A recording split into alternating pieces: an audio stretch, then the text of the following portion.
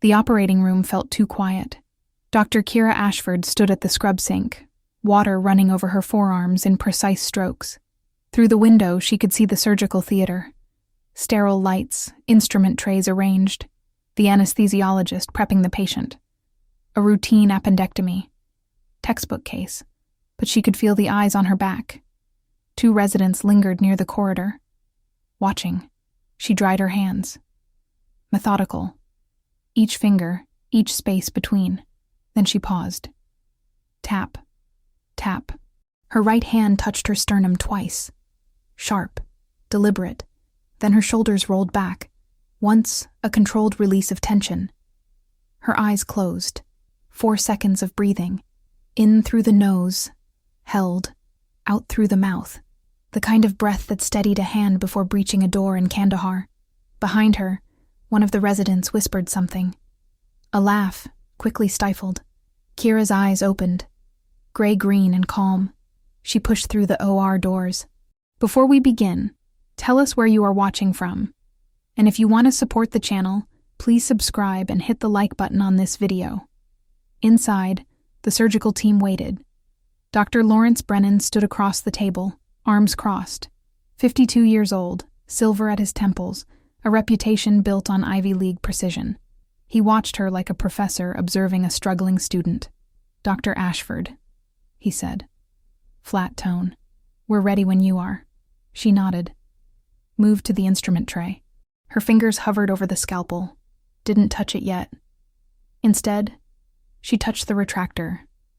Then the forceps. Then the cautery pen. Left to right. Always left to right. Her hand moved with the certainty of someone checking magazine loads, clearing chamber corners, confirming gear before insertion. The scrub nurse, Angela, exchanged a glance with the anesthesiologist. Brennan exhaled through his nose.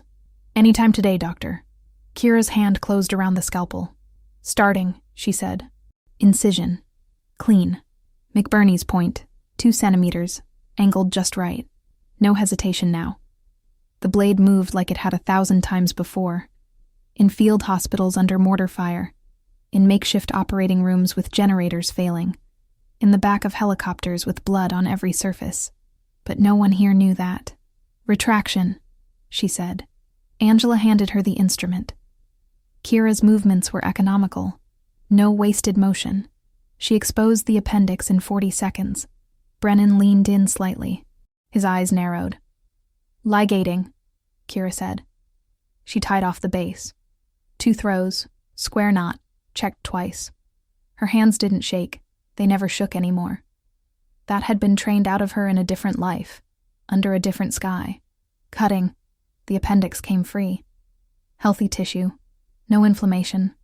Routine, just like they said. Except, Kira paused. Her eyes tracked along the cecum. Something in the tissue texture. A firmness that shouldn't be there. She palpated gently. Suction, she said. Angela passed it without question. Kira cleared the field, looked closer. There. A small mass, maybe 2 centimeters, tucked against the cecal wall, hidden unless you were looking.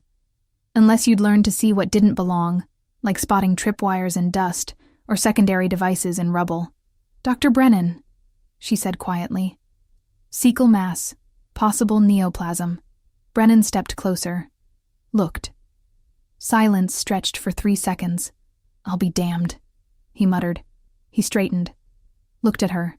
Really looked, for the first time. Biopsy it, he said. She already had the instrument in her hand. 10 minutes later, the specimen was in pathology. The incision was closed. 4 layers, each sutured with the kind of precision that came from closing blast wounds on moving vehicles. Kira stripped her gloves, dropped them in the bin. Good catch, Brennan said. His voice hadn't warmed, but something in it had shifted. Confusion, maybe. Or the beginning of doubt in his own assumptions. She nodded once. Thank you. Where did you train again? County General, she said. True enough. She'd done her residency there, just not her first training. Brennan studied her for a moment longer. Then he turned and left. Angela started cleaning the instruments. She glanced at Kira. That thing you do before surgery. she said carefully. The breathing, the touching the tools. Is that like a superstition or something? Kira dried her hands. Something like that. Does it help? Kira thought about a night outside Kandahar. Insurgent fire from 3 directions. A ranger with his femoral artery severed, bleeding out in the sand. Her hands moving through the same sequence. Tap sternum, breathe, check equipment, before she dropped into the dirt and saved his life in 90 seconds. Yeah, she said quietly. It helps. She left the OR. In the corridor, the 2 residents from earlier stood near the locker room door. Dr. Sophia Chen and Dr. Marcus Lyle. Both second year, like her. Both watching her with expressions somewhere between curiosity and condescension. Nice work in there, Chen said.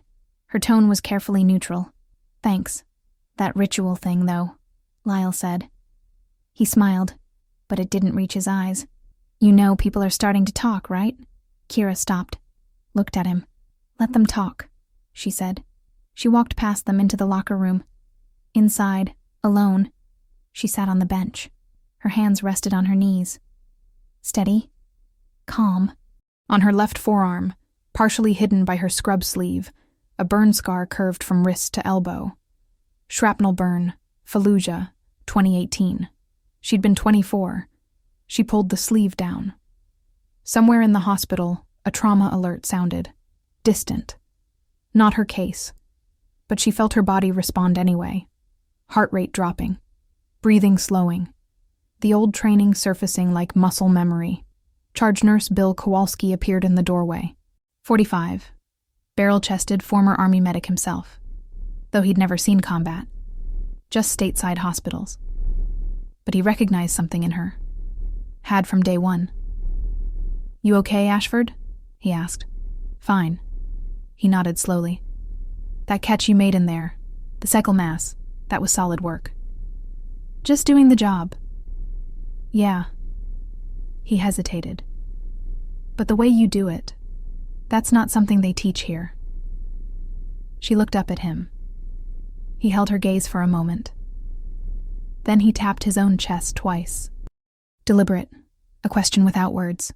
Kira's jaw tightened. She didn't answer. Kowalski nodded again. Understood. He turned to leave, then paused. For what it's worth, whatever it is you're carrying, it's making you a hell of a surgeon. He left. Kira sat in the silence. If you want to see how Kira handles what comes next, make sure you subscribe to Emergency Heroes Stories, because what she does in the next few minutes will leave you speechless. Her pager buzzed. She looked down. Routine consult. Gallbladder case. Post-op check. She stood, rolled her shoulders once. Then she walked back into the hall, where no one knew who she really was. The residents' lounge smelled like burnt coffee and antiseptic. Dr. Sophia Chen sat on the worn couch, still in scrubs, her tablet open to a surgical journal she wasn't reading. Across from her, Dr. Marcus Lyle leaned against the counter, stirring his 3rd cup of coffee that shift. So what do we think? Lyle said. OCD? Anxiety disorder? Chen glanced toward the door. Empty hallway. She lowered her voice anyway. I don't know.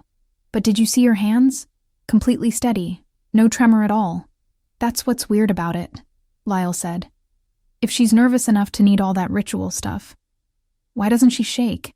Maybe it's the ritual that stops the shaking. Or maybe she's just eccentric. He took a sip. Brennan thinks she's wasting time. Heard him talking to Patterson yesterday. Said she's got skill, but no confidence. Chen frowned. She found that cecal mass. That was good work. Lucky catch. Was it? Before Lyle could answer, the door swung open.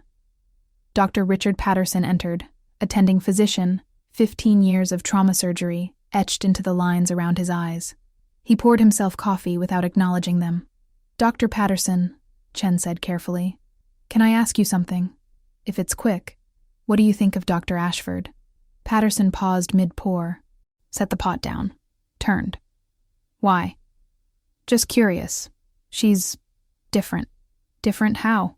Chen hesitated. Her pre-op routine, it's unusual. Patterson's expression didn't change. Her outcome's unusual too? No, actually, they're excellent. Then I don't care if she does a rain dance before she cuts. He picked up his cup. You two should worry less about her routine and more about your own skills." He left. Lyle waited until the door closed. "Well, that was helpful." Chen stared at her tablet. "He's right, though. Her outcomes are good, really good. Doesn't make it less weird." Down the hall, Kira stood at the nurse's station, reviewing labs on a patient. Gallbladder case.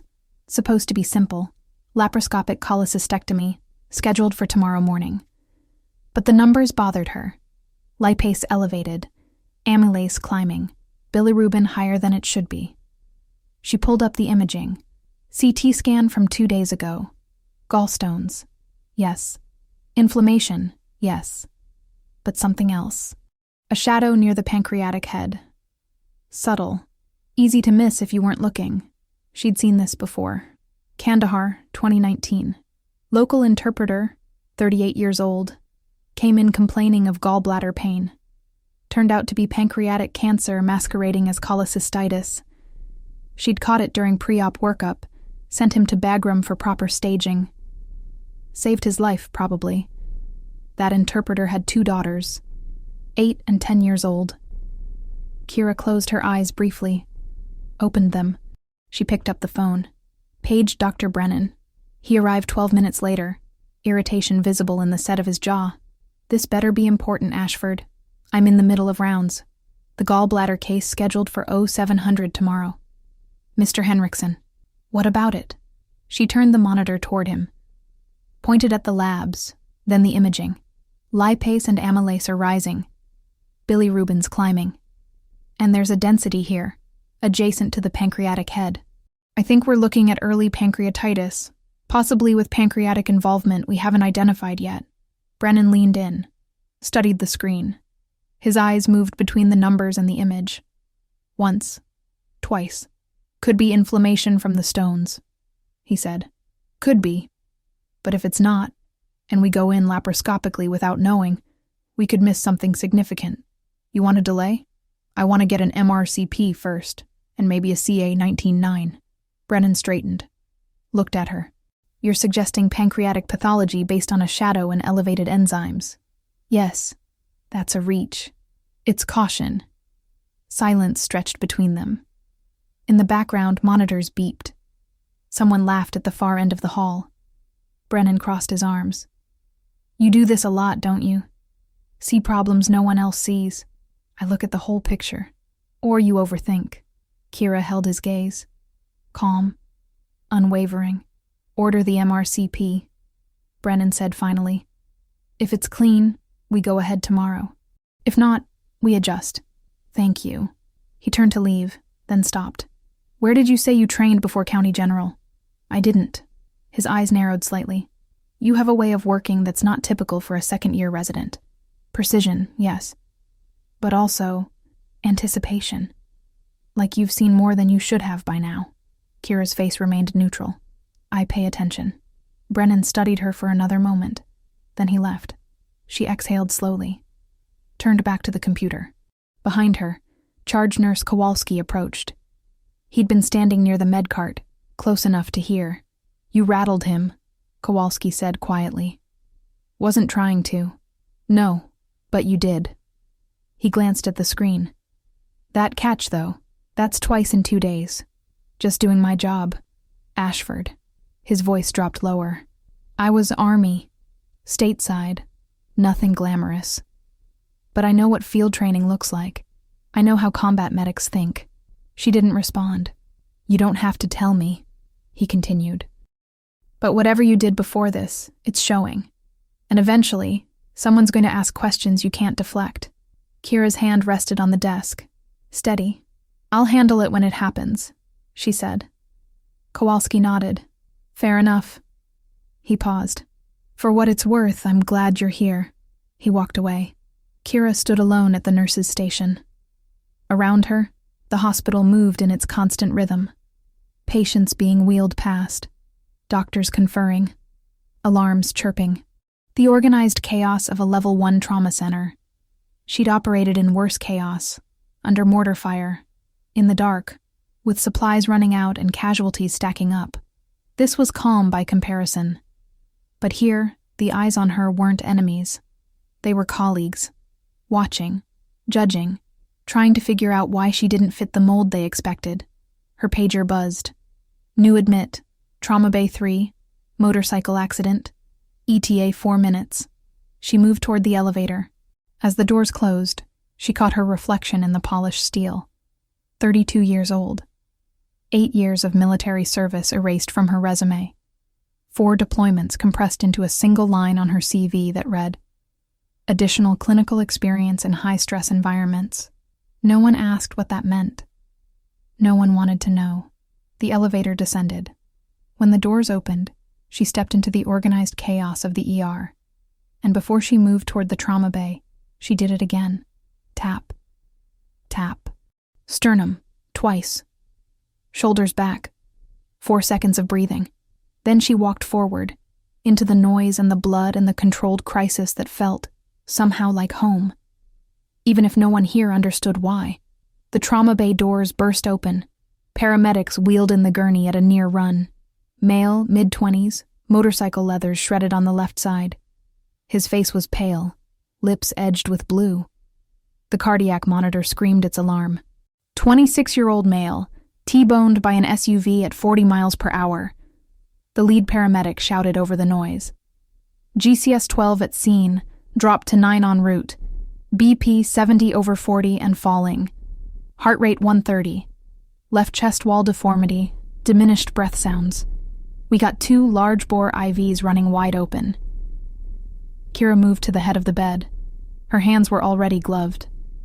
Dr. Chen appeared at her side, eyes wide. Dr. Patterson stood across the table, already gowned. Ashford, you take point, Patterson said. Chen, assist. Kira didn't hesitate. Tap, tap. Her hand touched her sternum twice. Fast, reflexive now. Chen saw it. Her eyes flickered with that same confusion, but Kira's hands were already moving. Trauma shears, she said. A nurse placed them in her palm. She cut away the remaining leather and shirt in 4 precise strokes. The left side of his chest was swollen, bruised deep purple. The rib cage sat wrong. Flail segment. Multiple fractures. Breath sounds, she said. Patterson placed the stethoscope. Listened. Moved it. Listened again. Nothing on the left. Diminished on the right. Tension pneumothorax, Kira said. Not a question. A statement. She didn't wait for confirmation. 14-gauge needle. Second intercostal space. Mid-clavicular line. The instrument hit her hand before she finished the sentence. She palpated the landmarks. Found the space. Inserted the needle in one smooth motion, angled just right. A hiss of air released under pressure. The monitor's scream softened. Heart rate dropped to 110. Better, Patterson said. But he's still shocky. Chest tube next. Already on it, Kira said. Her hands moved without hesitation. Betadine swab. Lidocaine injection, even though the patient was barely conscious. Scalpel. She made the incision at the 5th intercostal space, mid-axillary line. One smooth cut, deep enough. Kelly clamp. She took it. Spread the tissue. Blunt dissection through the intercostal muscles. She felt the pop as she broke through the pleura. Tube. The nurse handed her the 36 French chest tube. Kira guided it in, angled posterior and superior. No fumbling. No hesitation. The kind of insertion she'd done in the back of moving HMMWVs with nothing but a headlamp and instinct. Blood poured into the collection chamber. Dark. Venous. A lot of it. 400 milliliters and counting, Chen said, watching the chamber. He's bleeding into his chest, Patterson said. We need to move. Or, now. 2 minutes, Kira said. Her eyes tracked the monitor. BP rising slightly. 75/45. Heart rate 105. Oxygen saturation climbing from 82 to 89. But something else caught her attention. The patient's abdomen.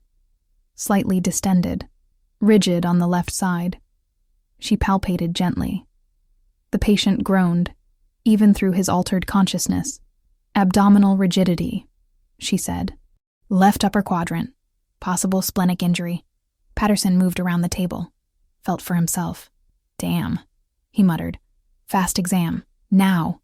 The ultrasound machine was already being wheeled over. Kira took the probe, placed it in the left upper quadrant. The screen flickered. Fluid. Dark. Free-floating. Blood in Morrison's pouch, she said. She moved the probe. And around the spleen. He's bleeding into his abdomen too. Or in 5 minutes or he dies here, Patterson said. He looked at Kira. You did good. Fast thinking. He's not stable yet, she said. He's stable enough. We move now. Kira's jaw tightened. In Kandahar, stable enough meant a 60% chance of surviving transport.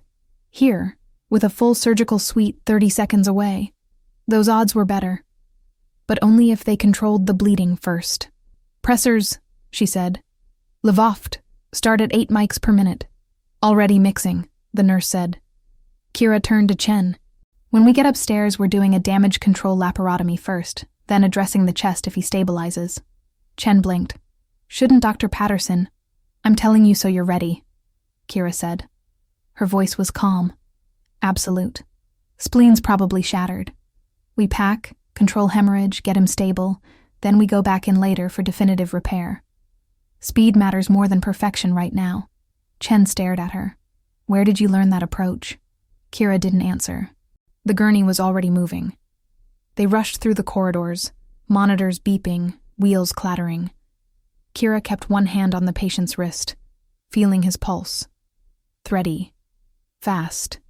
But there, inside or two, the team was waiting. Kira stepped to the scrub sink, ran the water, soap, forearms, hands, methodical. Then she stopped. Tap, tap, sternum. Shoulders rolled back. 4 seconds. In, hold, out. Behind the glass, she saw Patterson watching. His expression was unreadable. She pushed through the doors. Scalpel, she said. The blade touched skin. Midline laparotomy incision. She moved fast, through skin, subcutaneous tissue, fascia, into the peritoneum. Blood welled up immediately. Dark. Venous. Lots of it. Suction. She cleared the field, found the spleen. Shattered. Grade 4, maybe grade 5. Unsalvageable. Splenic artery. Clamp. Patterson handed her the instrument. She reached in, felt for the artery, clamped it. The bleeding slowed. Splenectomy, Patterson said. Fast as you can. Kira's hands moved like she was following a script she'd memorized years ago. Mobilize the spleen. Divide the ligaments. Ligate the vessels. Remove the organ. Pack the area with laparotomy pads. 12 minutes from incision to removal. Patterson checked the time on the wall clock. His eyebrows rose. 12 minutes, he said quietly. Packing's holding, Kira said. BP's coming up. 85/50. Heart rate's down to 95, the anesthesiologist called out. Kira stepped back, stripped her gloves, looked at the monitor. The patient was stabilizing. Chen stared at her from across the table. I've never seen anyone move that fast. Speed saves lives, Kira said. Patterson pulled down his mask. Where did you train again, Ashford? She met his eyes. County General. That's not where you learned that. Silence filled the OR. Only the rhythmic beep of the monitor and the hiss of the ventilator. Kira didn't answer. Doesn't matter. Patterson said finally. That was exceptional work. Textbook damage control. Better than textbook, actually. He'll need another surgery in 24 to 48 hours, Kira said. Once he's stable. Agreed. She moved toward the door. Paused. I can take the next one too, she said. Patterson looked at her for a long moment. You sure? Yes. He nodded slowly. All right. She left the OR. In the scrub room, alone, she leaned against the sink. Her hands rested on the steel edge. Steady. No tremor. But her heart rate was elevated. Not from stress. From the familiar rush.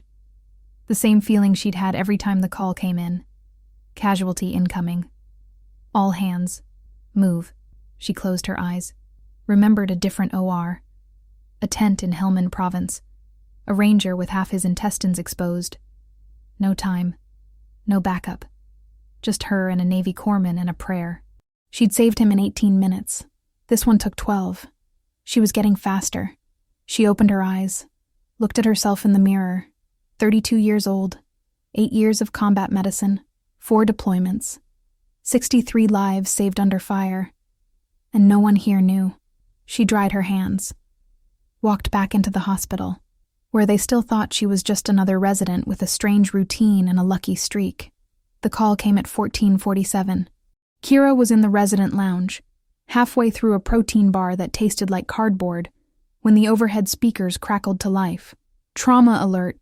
Mass casualty incident. All available personnel to the ER. Repeat. Mass casualty incident. The protein bar hit the table. She was moving before the announcement finished. The hallway filled with bodies. Nurses, residents, attendings, all converging toward the emergency department. Kira moved through them like water, fast but controlled. She hit the stairwell, took the steps 3 at a time. 2 floors down, the ER doors opened to controlled chaos. Charge Nurse Kowalski stood at the center, clipboard in hand, directing traffic like a conductor. Construction site collapse, he shouted over the noise. Steel beam gave way. 12 workers, multiple critical injuries. First ambulance 2 minutes out.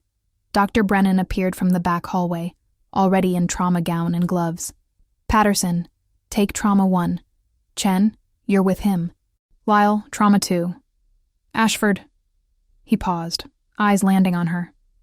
Trauma 3. Stand by for overflow. She nodded. Moved to trauma 3. The bay was empty, waiting. She could hear the sirens now, growing louder. Her hands moved automatically.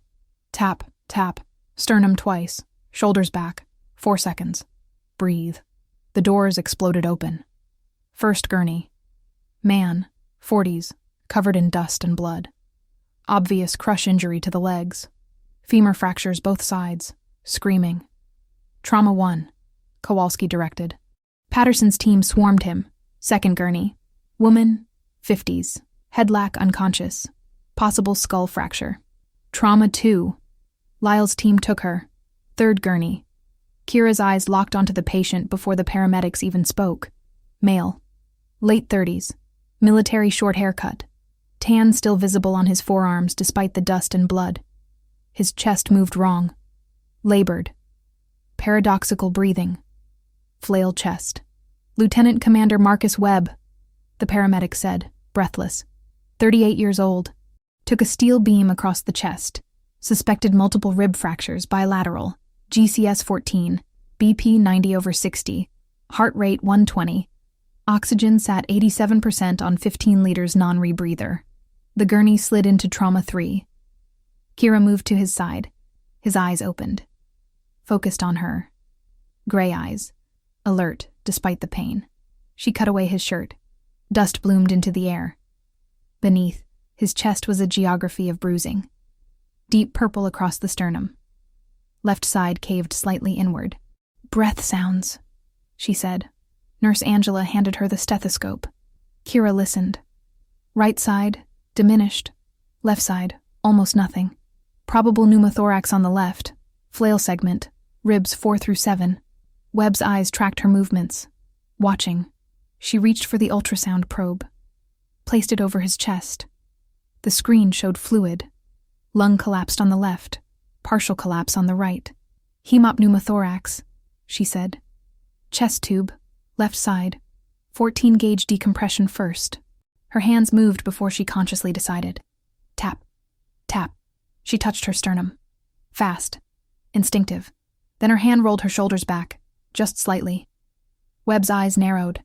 His lips moved, voice rough, strained. Breacher's breath. Kira froze. Her eyes snapped to his. He was staring at her, through her. Second intercostal, mid-clavicular, he rasped. Left to right equipment check. Shoulder drop for tension release. Her hand hovered over the needle. You're off, Webb said. The room seemed to contract. Angela glanced between them, confused. Kira's jaw tightened. You need a chest tube, Commander. Your special operations, he said again. Clearer now, despite the pain. I've seen that routine 100 times. Pre-mission protocol. You were a medic. I'm a doctor. Now, his eyes didn't leave hers. But before, she didn't answer. Instead, She inserted the needle into his chest. Second intercostal space. Perfect placement. Air hissed out under pressure. Webb exhaled. Some of the tension left his face. Better, he muttered. Then quieter. How many deployments? Kira prepared the chest tube. This isn't the time. 4? 5? She made the incision. 5th intercostal space. Blunt dissection through the muscle. How many lives? Webb pressed. Tube, she said to Angela. The nurse handed it to her. Kira guided it in, smooth, fast. Blood and air drained into the collection chamber. Webb watched her work.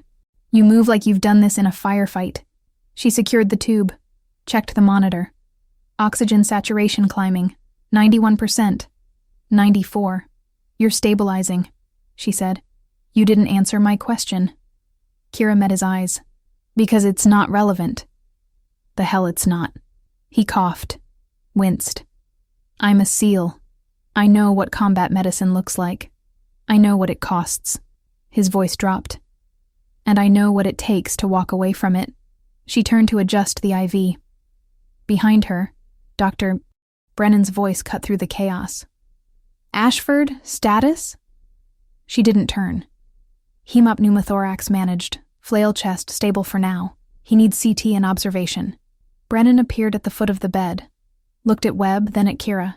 Good work. Get him to imaging, then ICU. Yes, sir. Brennan left. Webb's hand caught her wrist. Gentle, but firm. Whatever you're running from, he said quietly. It's still in the way you move. Kira looked down at his hand. Calloused, scarred. The hand of someone who'd seen the same things she had. Let go, Commander, she said softly. He did. She stepped back. Transport to CT in 5 minutes, she told Angela. Then she turned and walked out of the trauma bay. The hallway was still chaos. More patients arriving, voices shouting, alarms ringing. She moved through it, found an empty supply closet, stepped inside, closed the door. In the darkness, she pressed her back against the wall. Her hands were steady, but her breathing wasn't. 4 seconds in, hold, 4 seconds out. The same rhythm she'd learned in basic, refined in combat, used before every mission, every surgery, every moment when failure meant death. Someone had recognized it. Someone knew. Her pager buzzed. She looked down. New trauma incoming. Pediatric. Multi-vehicle accident. She closed her eyes, opened them, pushed out of the closet.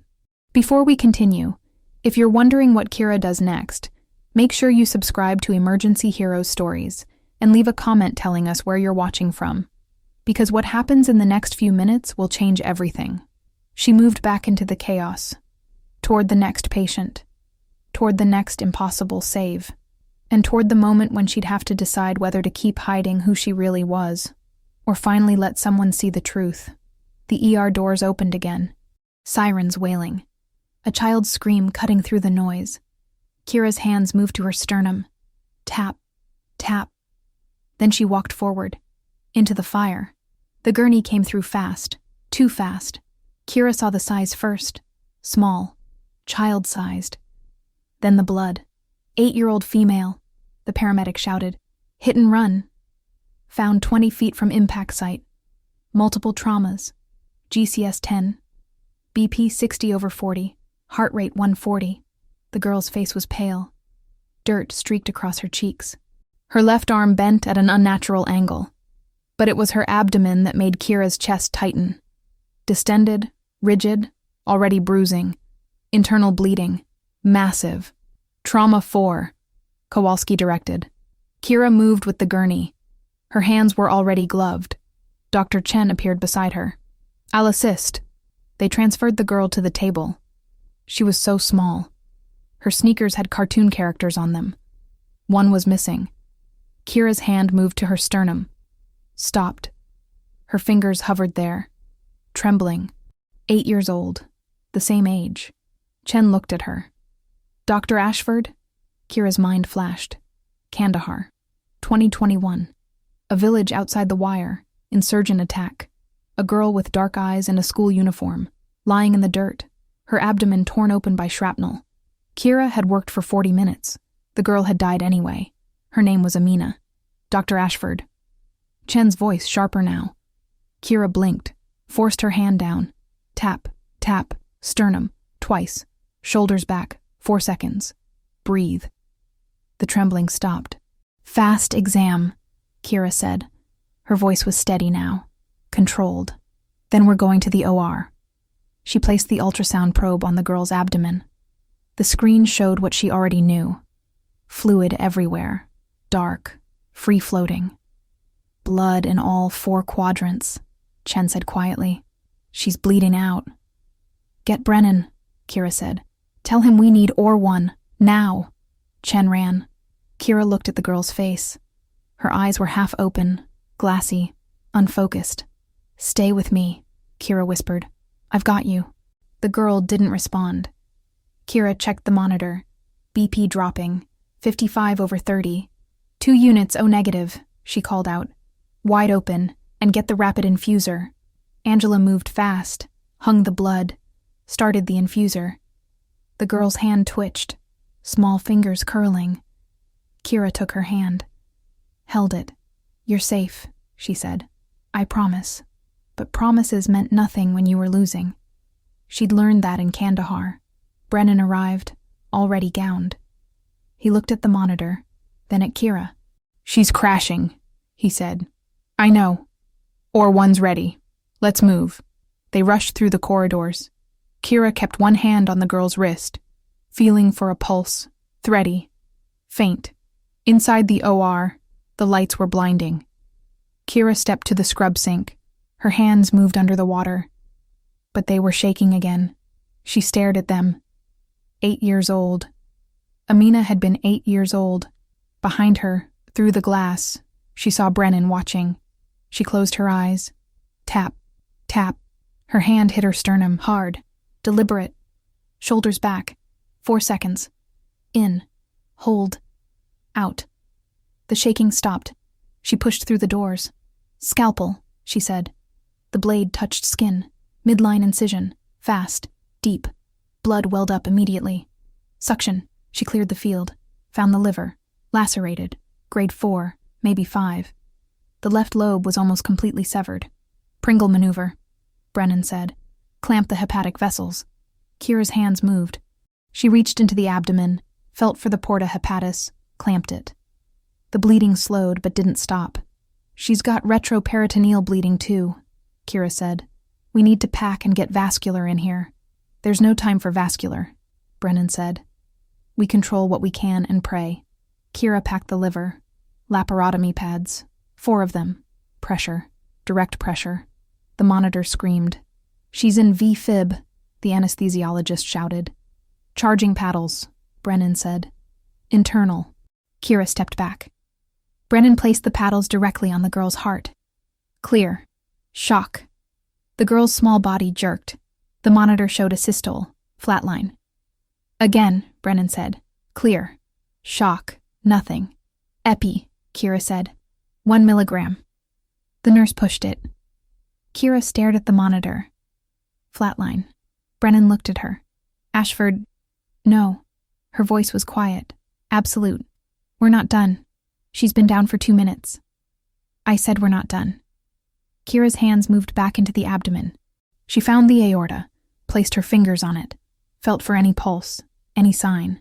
Nothing. Her mind raced. Kandahar, Amina, lying in the dirt, dying while Kira held her. Not again. Cross-clamp the aorta, Kira said. Brennan stared at her. What? Resuscitative thoracotomy protocol. Cross-clamp the descending aorta. Shunt all blood flow to the brain and heart. That's a battlefield procedure. It works. Ashford, she's a child. Which is why she has a chance.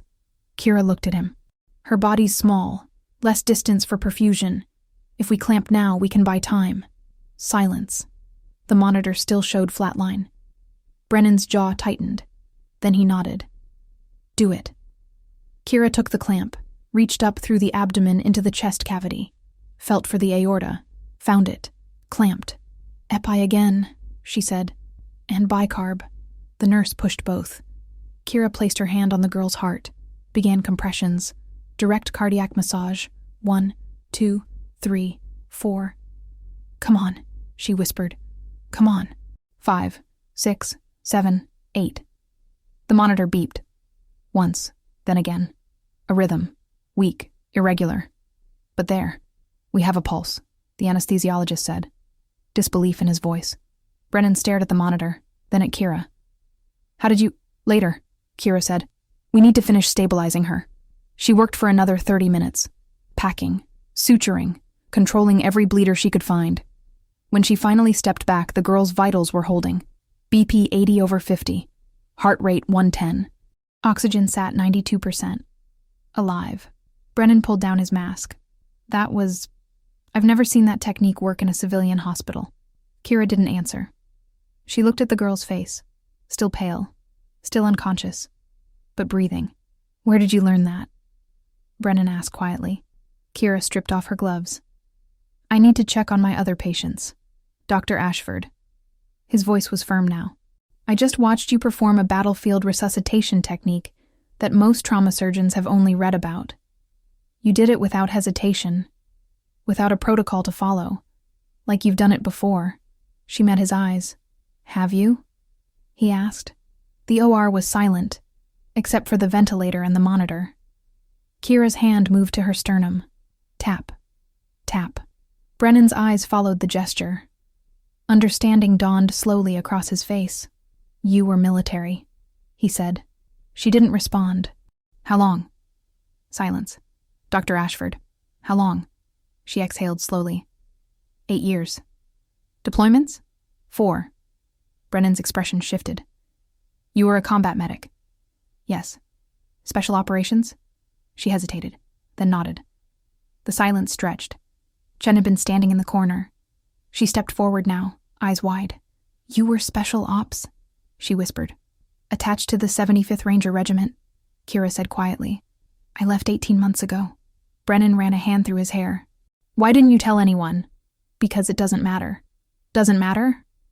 He gestured at the girl on the table. You just saved her life using techniques you learned in a war zone. I saved her life using medicine. Military medicine. Kira's jaw tightened. Is there a difference when someone's dying? Brennan opened his mouth. Closed it. Before he could respond, the OR doors opened. Charge Nurse Kowalski stepped in. His face was grim. Dr. Ashford. Dr. Brennan. We have a situation. Kowalski's voice was tight, controlled. But Kira heard the edge beneath it. Lieutenant Commander Webb, he said. The SEAL from the construction accident, he's coding. Kira was moving before Brennan could respond. Through the corridors, past the nurses' station, into the ICU. The room was chaos. Webb lay on the bed, his body arching. The monitor showed ventricular tachycardia. Fast. Unstable. 2 nurses worked over him. Dr. Lyle stood at the head of the bed, hands hovering uselessly. He was stable, Lyle said, voice rising.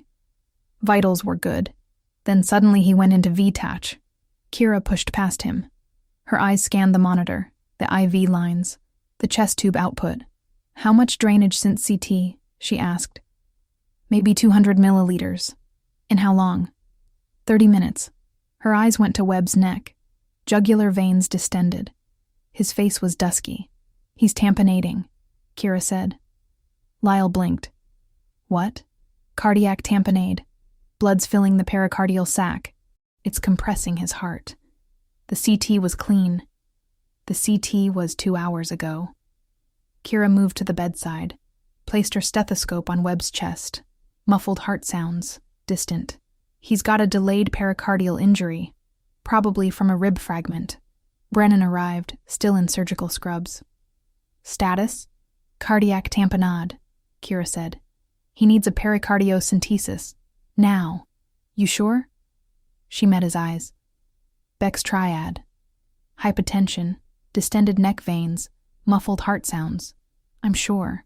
Brennan nodded once. Do it. Kira turned to the nurse.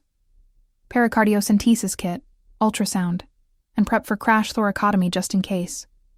The nurse moved fast. Webb's eyes opened, glassy, unfocused. His lips moved. Easy, Commander, Kira said. I've got you. His hand shot out, grabbed her wrist. Weak but deliberate. You've done this before. he rasped. Haven't you? Yes. Where? Helmand Province. Ranger took shrapnel to the chest, tamponaded in the field. Did he make it? Kira's jaw tightened. Yes. Then I will too, she nodded. Yes, you will. The nurse returned with the kit. Kira opened it, drew up lidocaine, prepped the subxiphoid area. Her hands moved to her sternum. Tap, tap, shoulders back. 4 seconds. Breathe. Behind her she heard Chen's voice, quiet. She does it every time. It's a pre-mission protocol, Brennan said. Military. It centers her. Kira didn't turn. She inserted the needle just beneath the xiphoid process, angled toward the left shoulder. 45 degrees. The ultrasound probe in her other hand showed the needle's path, advancing slowly, through the abdominal wall, through the diaphragm, into the pericardial space. She felt the pop as the needle entered. Dark blood filled the syringe. 50 milliliters. 75. 100. Webb's monitor changed. The VTAC slowed, converted to sinus rhythm. His blood pressure rose. 90/60. 100/70. His breathing eased. Kira withdrew the needle, applied pressure, placed a dressing. He's stable, she said. Webb's eyes found hers. Clear now. Focused. Where in Helmand? He asked. Forward Operating Base Sharana. When? 2019. He nodded slowly. I was there. Different unit. But I was there. His voice was hoarse but steady. You saved Rangers. I saved whoever came through the door. How many? She didn't answer. How many? Webb pressed. Kira looked at him. 63 confirmed, under fire. In 8 years. The room went silent. Chen stared at her. Lyle's mouth hung open. Brennan's expression was unreadable. Webb smiled faintly. 63. He closed his eyes. And they let you walk away. I chose to walk away. Why? Kira's hand went to her sternum, rested there. She didn't tap this time, just held it. Because I lost one I shouldn't have, she said quietly. And I couldn't do it anymore. Webb opened his eyes. Kandahar? She nodded. The village attack, 2021. Her breath caught. You know about that? Everyone in SOF knows about that. His voice was low. Ambush. Civilian casualties. A little girl died despite a medic working on her for 40 minutes straight. They said she fought like hell to save her. Kira's throat tightened. She died anyway, because the evac was delayed, because command fucked up the extraction. Webb's eyes locked onto hers. It wasn't your fault. She was 8 years old, and you stayed with her. You didn't leave her alone. He paused. That's what they said in the debrief. The medic refused to abandon the girl even when ordered to pull out. Stayed until she was gone. Tears burned behind Kira's eyes. She forced them back. Her name was Amina, she said. I know. Silence. Brennan stepped forward. You left because of that? Kira nodded. I couldn't. Every time I saw a child after that, I saw her. I thought if I came here, to civilian medicine, I could save lives without carrying that weight. But you still carry it, Chen said softly. Every day. Webb's hand reached out again. This time, Kira took it. You saved me today, he said, with the same skills that kept 63 people alive in combat. You didn't lose those skills. You redirected them. It doesn't feel like enough. It's enough for the 63. He squeezed her hand. It's enough for me. And it'll be enough for that little girl downstairs when she wakes up. Kira looked down. She's 8 years old. I know. Same age as Amina. I know. Webb's voice was firm. But she's alive because you didn't give up. Because you used everything you learned, everything you survived, to bring her back. He paused. That's not failure. That's redemption. Kira's vision blurred. She blinked hard. Brennan cleared his throat. Dr. Ashford, I owe you an apology. She looked up at him. I dismissed you, he said. I saw your rituals as weakness. I didn't understand they were the source of your strength. He paused. I was wrong. You didn't know. I should have asked. He stepped closer. You're one of the best trauma surgeons I've ever seen. Not despite your military background. Because of it.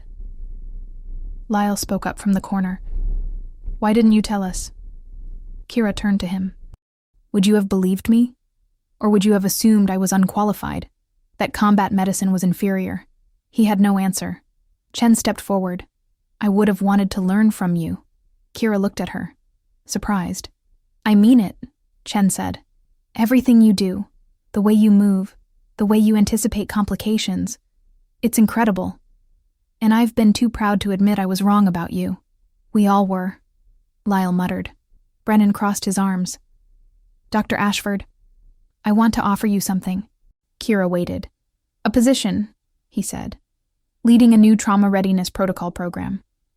You'd train residents and attendings in high-stress decision-making. Teach them what you know, your techniques, your approach, your rituals. She stared at him. You want me to teach combat medicine? I want you to teach precision under pressure, confidence in chaos, the ability to see what others miss. He paused. The things that kept 63 people alive. Kira's hand moved to her sternum. Tap, tap. Old habit. Old anchor. I don't know if I can, she said quietly. Why not? Because every time I teach someone, I'll remember why I learned it in the first place. The missions, the blood, the ones I couldn't save. Webb spoke from the bed. And every time you teach someone, you'll give them a chance to save the ones you couldn't. His voice was steady. You didn't leave that life, Doc. You brought it somewhere it can heal instead of hurt. Kira closed her eyes, saw Amina's face, saw the little girl downstairs, alive, breathing, saw the 63 faces she'd pulled back from the edge, opened her eyes. I'll do it, she said, but on one condition. Brennan raised an eyebrow. What condition? I won't hide anymore. No more deflecting. No more pretending I'm just another resident. If I do this, I do it as who I am. Brennan smiled. Deal. Webb squeezed her hand one more time.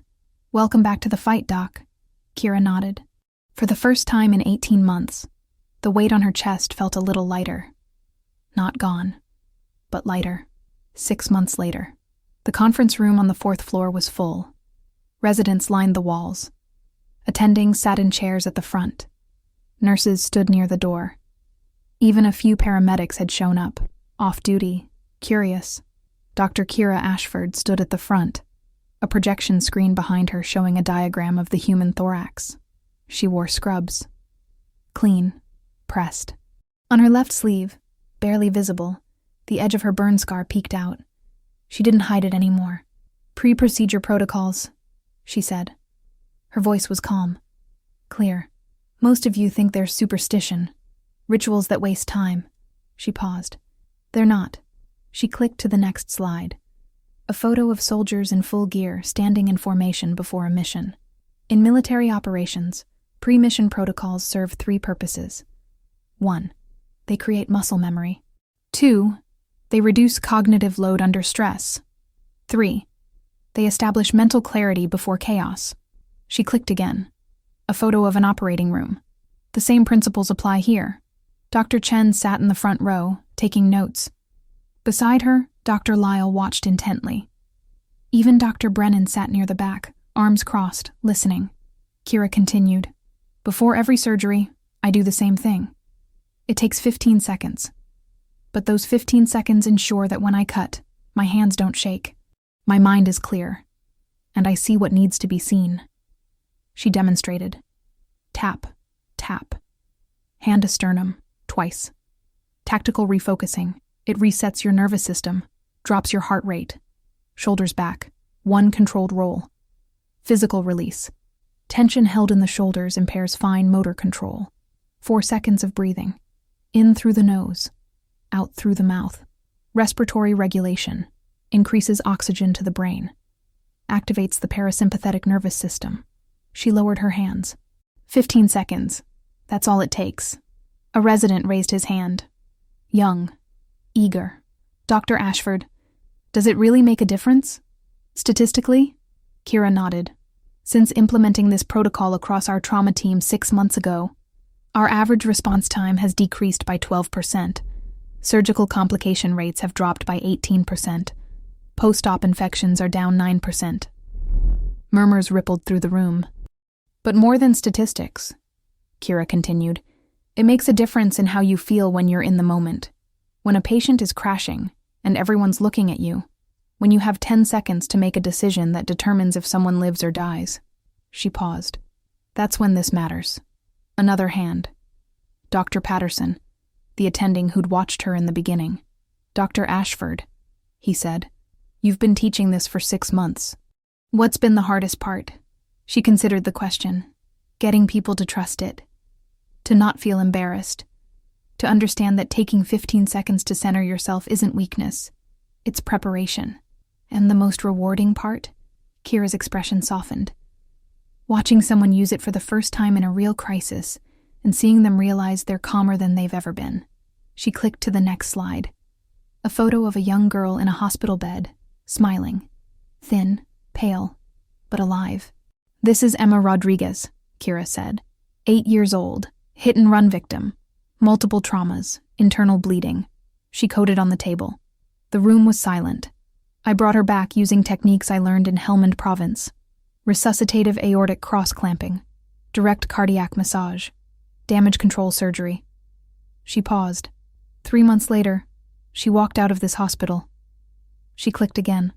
A photo of Lieutenant Commander Marcus Webb in dress uniform, standing beside Emma and her family. This is Lieutenant Commander Webb, Navy SEAL. Cardiac tamponade from a delayed pericardial injury. I drained 200 milliliters of blood from his pericardial sac using field techniques adapted for civilian use. She looked around the room. Both of them are alive because I stopped hiding what I knew. Because I used every tool I had, regardless of where I learned it. Brennan stood. Dr. Ashford has transformed how we approach trauma in this hospital. She's taught us that high-stress medicine isn't about being fearless. It's about being prepared, centered, ready. He turned to the room. Every single person here has access to the protocols she's developed. I expect you to use them. Kira nodded her thanks. The presentation ended. People filed out slowly, some stopping to ask questions, others just nodding respectfully as they passed. Chen approached. Dr. Ashford, I just wanted to say, thank you. Kira looked at her. For what? For not giving up on us. For teaching us even after we doubted you. You stopped doubting. That's what mattered. Chen smiled. I used your protocol yesterday. Appendectomy. I was nervous, but I did the breathing, the shoulder roll. And when I cut, my hands were steady. Good. It works. I know. Chen left. Kira gathered her notes. As she turned to leave, Charge Nurse Kowalski appeared in the doorway. You've got a visitor, he said. Who? Someone from Walter Reed Medical Center. Kira frowned. Why? Kowalski shrugged. Guess you'll find out. She followed him down the hall to a small conference room. Inside, a man in a suit stood looking out the window. Mid-50s, military bearing, even in civilian clothes. He turned when she entered. Dr. Ashford, he said. Colonel David Mercer, U.S. Army Medical Command. She shook his hand. Colonel, I'll get straight to it, Mercer said. We've been watching your work here, the Trauma Readiness Protocol Program. The outcomes, the techniques you've been teaching. And we want you at Walter Reed, lead physician for a new joint military-civilian trauma integration program. You'd train both military medics transitioning to civilian practice and civilian doctors who want to understand combat medicine. Kira stared at him. You want me back in the military? No. Civilian position. But working with military personnel, teaching what you know, bridging the gap between battlefield medicine and hospital care. She was silent. Mercer continued. You walked away 18 months ago. I read the report on Kandahar. I know why you left. His voice softened. But you've proven something here. You've proven that what you learned in war has a place in peace. That it saves lives on both sides. Kira's hand moved to her sternum. Tap. Tap. Old habit. She caught herself. Smiled faintly. Can I think about it? She asked. Take your time. But I'll tell you this. Mercer looked her in the eye. 63 people are alive because of you. In combat. under fire. And now dozens more are alive because you brought those skills home. That's not a burden, Dr. Ashford. That's a legacy. He handed her a folder. My contact information. Call me when you're ready. He left. Kira stood alone in the conference room, the folder in her hands. She opened it. Inside, a detailed description of the program, a proposed salary, a letter of recommendation from Dr. Brennan, and a photo. A group of young soldiers in medic uniforms, standing outside a training facility, eager faces, ready to learn. She thought of Amina, thought of Emma, thought of Webb, and the motorcyclist, and the 63 others whose names she still remembered. Her pager buzzed. She looked down. Trauma alert, mass casualty, apartment fire, multiple burn victims incoming. She closed the folder, set it on the table, walked out of the conference room. Down the hall, she saw her team assembling. Chen, Lyle, Patterson, Kowalski. Others she'd trained over the past 6 months. They saw her coming, and one by one, she watched them do it. Tap, tap, hand to sternum, shoulders back, 4 seconds of breathing. Then they moved toward the ER together. Kira joined them. As they walked, Chen looked at her. You okay? Kira nodded. Yeah. You sure?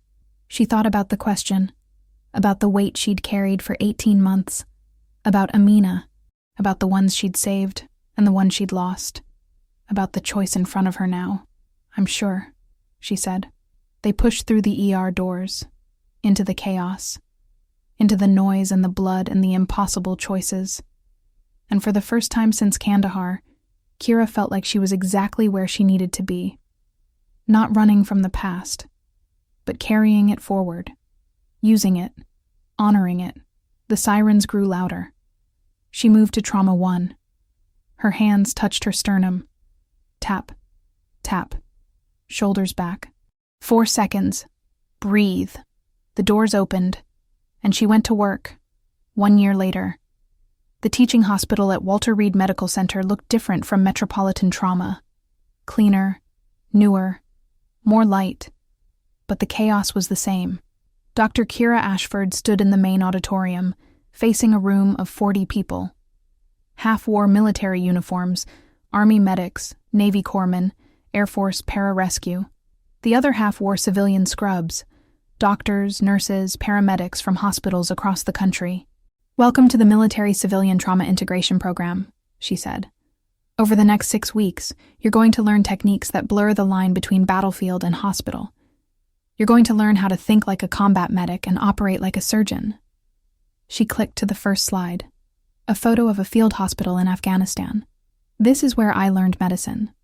Forward Operating Base, Sharana, Helmand Province, 2018 through 2021. She paused. 4 deployments. 63 lives saved under fire. 1 loss that I couldn't accept. The room was silent. I'm not here to glorify war, she continued. I'm here to teach you what works when everything else fails. When you have no backup, no equipment, no time. Just your hands and your training. A young woman in Army fatigues raised her hand. Corporal. Maybe 24 years old. Ma'am, I'm transitioning out in 3 months. I'm scared I won't be good enough for civilian medicine. Kira looked at her. What's your name? Corporal Maya Reyes. How long have you been a medic, Reyes? 5 years. 2 deployments. How many traumas have you managed in the field? Reyes hesitated. I don't know.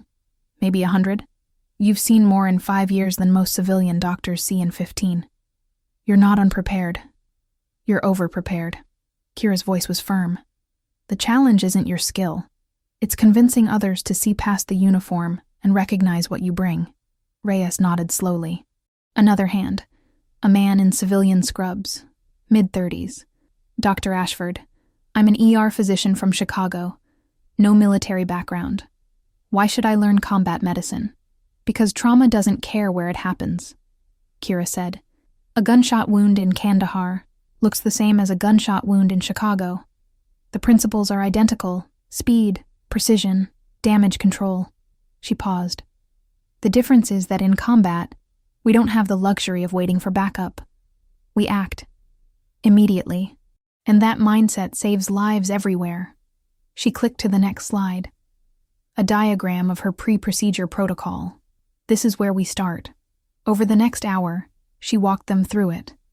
The tactical breathing, the physical reset, the mental centering.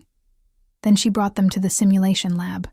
Mannequins lay on tables, rigged with fake blood, collapsible lungs, programmable vital signs. Realistic enough to make your hands shake if you weren't ready. Pair up, Kira said. Military with civilian. You're going to run a mass casualty scenario. 5 patients. Limited supplies. No attending to bail you out. She watched as they scrambled. The military personnel moved with automatic precision. The civilians hesitated, then adapted. Reyes worked alongside a civilian surgeon from Boston. She barked orders like a sergeant, and he followed without question. After 30 minutes, Kira called time. Reyes, report. The corporal stepped forward. 3 patients stabilized. 1 required field amputation. 1 didn't make it. Why didn't he make it? Catastrophic head trauma. Incompatible with life. Did you waste time on him? No, ma'am. We triaged him as expectant and moved to the salvageable. Kira nodded. That's the hardest decision you'll ever make, but it's the right one. She looked at the group. In combat, we accept that we can't save everyone. In civilian medicine, that's harder to swallow. But the principle remains. Save the most lives with the resources you have. A man in Navy uniform spoke up. Hospital corpsman. Older, maybe 30. Dr. Ashford, I heard you left after Kandahar, after losing a patient. The room went quiet. Kira met his eyes. That's right. Why come back? She was silent for a moment. Then she walked to the front of the room. Her name was Amina. Kira said, 8 years old. Caught in an ambush outside Kandahar. I worked on her for 40 minutes. Did everything right. Everything by the book. Her voice was steady. She died anyway, because the evac was delayed. Because I couldn't do enough. She paused. I left because I thought I'd failed. I thought if I couldn't save an 8-year-old girl, I had no business being a medic. Reyes spoke quietly. But you came back. I came back because I realized something. Kira looked around the room. I didn't fail Amina. The system failed her. And instead of walking away, I should have fought to fix the system. She paused. So that's what I'm doing now. Teaching, training, making sure the next generation doesn't lose the ones they shouldn't. The corpsman nodded slowly. That's why we're here. That's why we're all here. The training continued for weeks. Kira taught them resuscitative thoracotomy, tourniquet application, damage control surgery, needle decompression, every technique she'd learned in the field, adapted for hospital use. But more than that, she taught them how to think, how to see the whole picture, how to prioritize, how to act when everyone else froze. One afternoon, she stood in the observation room above a simulation bay. Below, Reyes led a team through a multi-trauma scenario. Confident, precise. Colonel Mercer stood beside Kira. She's good, he said. She was always good. She just needed permission to show it. Mercer smiled. You've done something remarkable here, Dr. Ashford. Bridging 2 worlds that didn't think they could learn from each other. They're not 2 worlds. They're the same world, just different environments.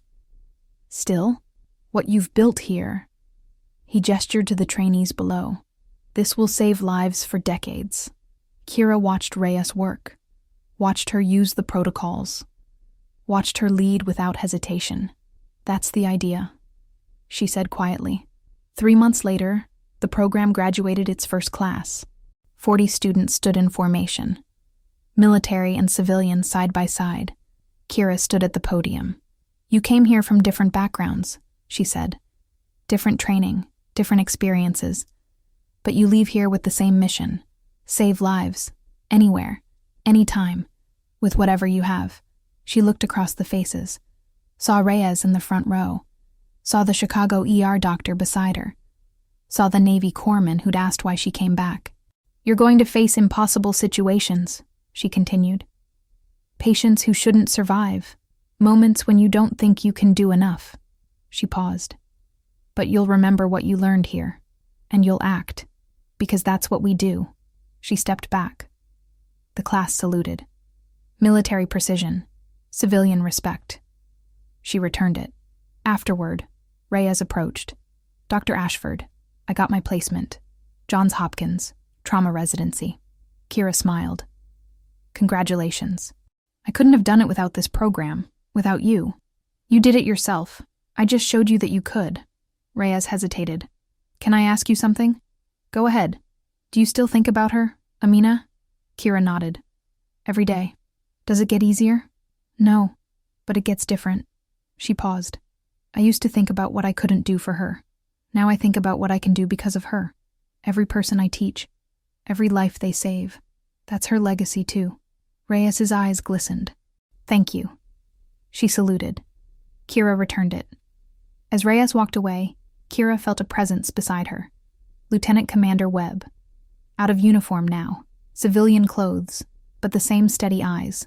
Commander, she said. Doctor. He smiled. Heard you've been busy. You could say that. Changing the world, one medic at a time. She shook her head. Just trying to make sure what I learned wasn't wasted. It wasn't. He handed her an envelope.